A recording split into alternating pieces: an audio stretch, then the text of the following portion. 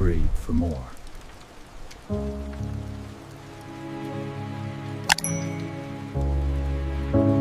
I didn't go to that wedding expecting trouble.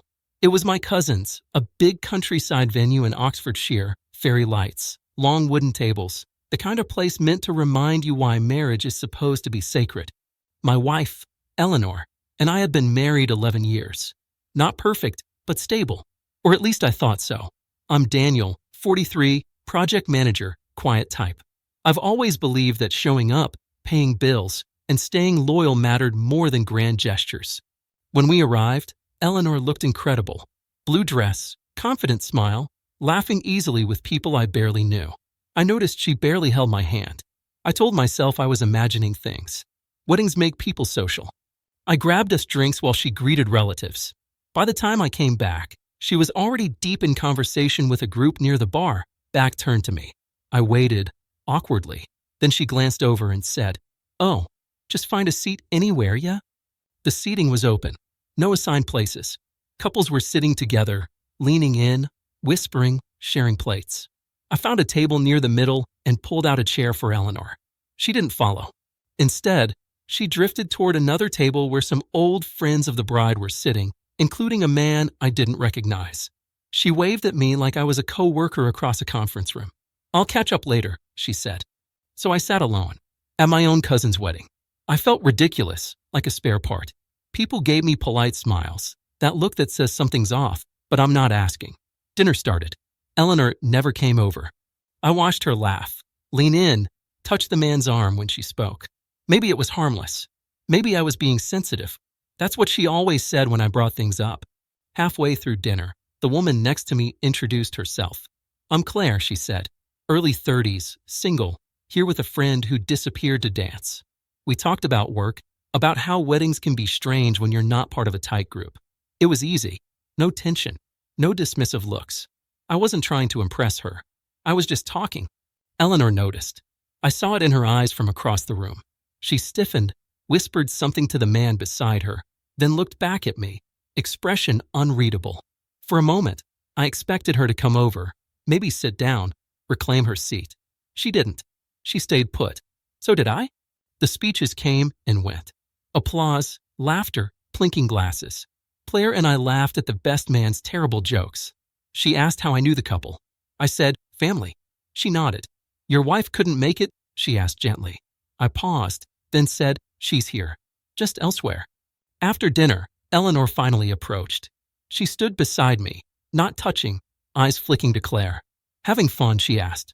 Her tone was light, but there was steel underneath. I said, "Yeah, you." She smiled tightly. "Fine." She waited, like I was supposed to move. I didn't. Claire excused herself to get another drink. "What are you doing?" Eleanor asked. Not angry, annoyed, like I'd violated an unspoken rule. I said, "Sitting where you told me to." She laughed, short and sharp. "Don't be dramatic." Then she walked away again. Something shifted then. Not rage. Clarity. I realized how often I'd been repositioned in my own marriage. Move here. Wait there. Don't make it awkward. Don't read into it. I complied every time, telling myself this was maturity. Claire came back. The band started. She asked if I wanted to dance. I hesitated, scanning the room. Eleanor was already on the dance floor with her group, including the same man, his hand comfortably on her back. I stood up. "Sure," I said. We danced. Nothing inappropriate. Space between us. Just movement, laughter, human warmth. I felt visible for the first time in a long while. Eleanor saw us. This time she didn't hide it. Her face hardened. After the song, she stormed over. "Are you serious right now?" she hissed. "At a wedding?" I looked at her, really looked. I said quietly, "You chose your seat. I chose mine." She scoffed. "So you're just going to embarrass me?" I shook my head. I didn't sit alone to make a point. I sat where I was left. She stared at me, then said words I won't forget. "Don't act like this means anything. You're overreacting." Then she turned and walked away, heels clicking, certainty intact. The rest of the night passed in a blur. I said goodbye to my cousin. Claire hugged me, friendly, brief, and wished me luck. I drove home alone. Eleanor came back hours later. We didn't talk. The silence was louder than any argument. That night, lying in bed, I understood something painful and simple. Infidelity isn't always a kiss or a bed. Sometimes it's a choice. Who you sit with, who you show warmth to, who you leave alone in a room full of people. Eleanor had been choosing away from me for a long time. The wedding just made it public. I didn't accuse her. I didn't check her phone. I didn't demand explanations. I just stopped pretending. The next morning, I told her I needed space. She looked shocked, then irritated, like I'd broken character. But I felt calm. Weeks later, I filed for separation. People asked what happened. I said, nothing dramatic. And that was the truth. Just a series of small decisions that revealed a bigger one. At that wedding, my wife chose her seat. That was the moment I finally chose myself. I don't hate her. I don't wish her harm. I simply refuse to be the man standing quietly while his place is taken.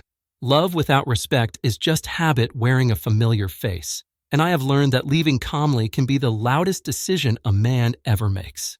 It ended not with chaos, but with silence.